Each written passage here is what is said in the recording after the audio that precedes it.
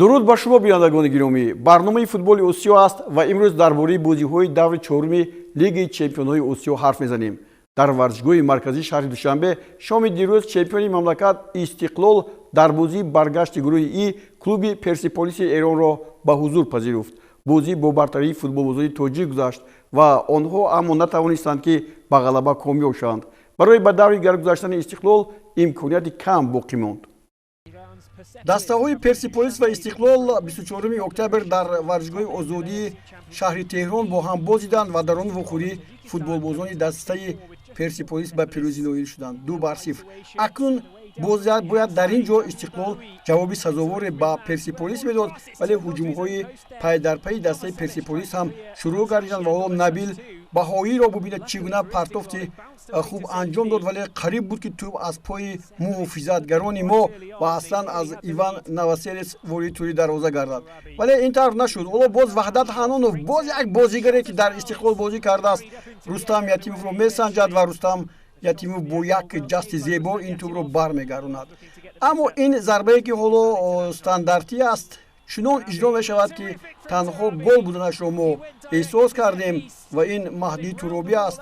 Соли гузашта на 2 сол пештар дар ҳамин баробар аз канори чапи майдон тӯбро ворид тӯри дарвоза карда буд, ҳоло аз канори рост ва ҳоло ҳуҷумҳои футболбозони дастаи Истиқлоли Душанбе имконияти хуб, ҳоло Алишер Ҷалилов як имконияти хуб барои голзанӣ аст барои Сенин Себай ва ин ҷо Алиризо Беранванд чӣ гуна бубед аз беруни майдон ба дарвоза баргашт ва ин зарбаи Сенинро баргардонид. Амадони Камолов дар ин бозӣ ҳамто надошт. ҳоло боз як ҳуҷуми футболбозони Персеполис аст, боз як имконияти голзанӣ, боз як ҳолат ва ин ҷо Рустам Ятимов қаҳрамонӣ мекунад ва пеши роҳи ин зарбаро мегирад. қисми дуюми вохӯрӣ бо ҳуҷумҳои футболбозони мо шурӯъ шуд. Ромиш Ҷалилов бисёр моҳирона бозӣ мекунад. Сенин Себай, боз Амадони Камолов. Амадони аз як нафар мегузарад партови олӣ ва ин зарбаро бибинед. Табрез Исломов аз 1 метр тақрибан мумкин 1.5 метр аст ки тӯбро ба тӯри дарвоза равон намекунад. ин ҷо боз қаҳрамони Алиризо Беранванд дарвозабони дастаи Мунтахаби Эрон ва ҳамчунин дастаи Персеполис. ҳуҷуми навбатии мо як ҳолати хеле хуб. Амадони Камолов боз як зарба мезанад. ин ҷо агар гӯем ки Амадони имрӯз ҳама борро ба дӯши худ гирифта буд хато нахоҳем кард. ӯ ҳамеша ҳам партофтҳои хуб анҷом медод ва ҳам ҳуҷуми хеле барқвор нишон медод. ҳоло бошад як ҳолати дигаре дар ин ҳолат ба вуҷуд меояд ва боз Амадони Камолов тӯбро ба Сенин Себай мепартояд ва ин таҷлили гол ниҳоят ҳам зебо буд аз ҷониби Сенин Себай. Бале ба дарвозаи Персеполис мо аввалин голро дар ин сеюмин бозие ки баргузор мекунем бо ин даста ва 2 маротиба мағлуб шудаем тавонистем ки гол занем. ҳоло боз Камолов боз як партофти хуб. Алишер Ҷалилов бошад. ин ҷо бубинед Алиризо Беранванд буд чиз чорае меҷӯяд. ин ҷо дар муқобили ин зарбаи Алишер Ҷалилов боз ғалаба мекунад ва дар натиҷа боз як мусовӣ ба даст омад. ин навбат 1-1. бозии футболбозони дастаи Истиқлол хеле хуб ба назар расид. дар бозии баргашт пейсафи гурӯҳи И Ан-Насри Арабистони Саудӣ дар варзишгоҳи Халифа Интернешнл стадиуми шаҳри Давҳа бо Абдуҳайл қувва озмуд. мисли бозии рафти ин дастаҳо ин вохӯрӣ низ хеле тезу тун гузашт. Капитани Ан-Наср Криштиану Роналдо дар ин вохӯрӣ бинобар сабаби маҳдудияти легионерҳо иштирок накард. 2 нафар футболбозони бразилиягӣ дар ҳайати дастаҳо ба задани 5 гол қодир шуданд. хуб дастаи Ан-Наср дар бозии гузашта бо Абдуҳайл дар бозии рафти ин дастаҳо як вохӯрии фавқулоддаро доир карданд ва он бо пирӯзии Ан-Наср дар Арабистони Саудӣ бо ҳисоби 4-3 ба поён расид.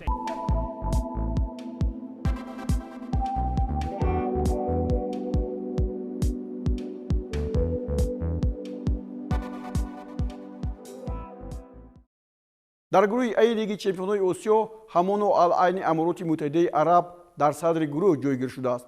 Пахтакори шаҳри Тошканд дар ин давр баъди мусовии 1-1 бо Аҳли Туркманистон бо 4 имтиёз дар зинаи дуввум боқӣ монд ва ин вохӯрӣ бо ҳисоби 3-2 бо пирӯзии меҳмонон Ал-Айн ҷамъбаст шуд.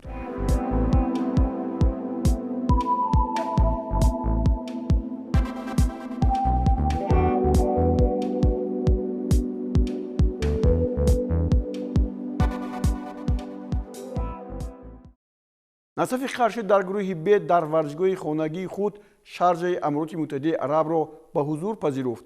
дар бозии рафти ин дастаҳо дар даври сеюм навбаҳор маҳз аз ҳамин даста шикаст хӯрда буд ва метавонист қасди ин бохтро баргардонад, аммо бозӣ бо натиҷаи мусовӣ ба поён расид. ва ин ҳамон ҳолате ки ҳоло футболбозон бо ҳам инҷо дар меафтанд. хуб ин гурӯҳи б аст ки натиҷаҳояшро шумо мебинед.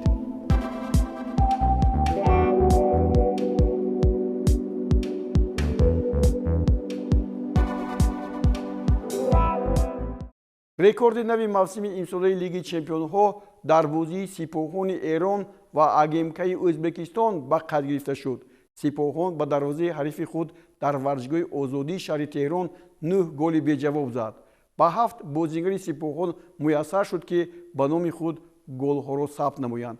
ин натиҷаи бузург имкон дод ки сипоҳон аз алқува алҷавии ироқ ки пешсафи мусобиқа Алиттиҳоди Арабистони Саудиро ба шикаст гирифтор кард пеш гузарад. мо 6-0-ро дида будем, аммо инҷо сипоҳон қаҳрамонӣ кард.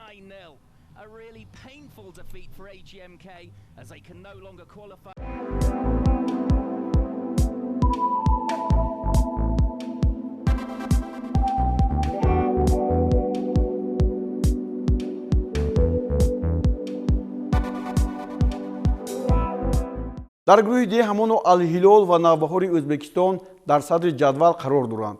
Ал-Ҳилол дар ин дар бозии баргашт низ Мумбай Сити Ҳиндустонро бо натиҷаи 2-0 мағлуб кард.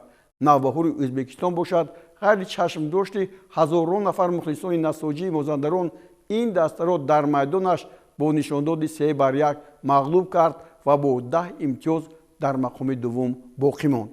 But all credit to Navbahor, who controlled the game for large periods. And Nasaji remain on 3 points while Navbahor have 10. Final score 3-1.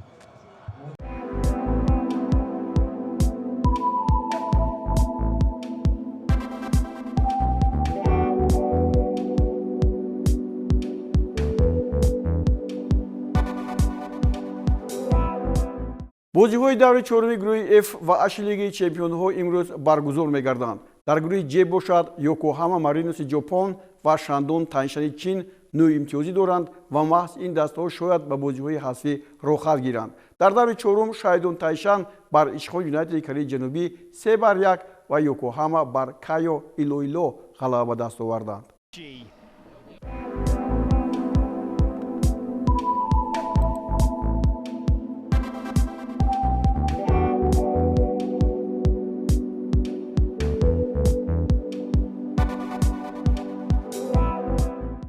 ниҳоят расидем ба гурӯҳи охири барномаи имрӯза, гурӯҳи I. дар ин гурӯҳ Кавасаки Фронтале Ҷопон дар майдонаш Патум Юнайтеди Таиландро бо ҳисоби 4-2 гирифторӣ шикаст кард. дар бозии даври гузашта низ ҳисоби 4-2 бо пирӯзии Кавасаки Фронтале ба қайд гирифта шуда буд. дастаи ҷопонӣ ин голи охирин аст. Мияширо дар дақиқаи 8 вақти иловагӣ имтиёзро ба самар расонид, ҳисобро 4-2 кард ва футболбозони дастаи Кавасаки Фронтале мавқеашон дар садри ҷадвал боқӣ монд.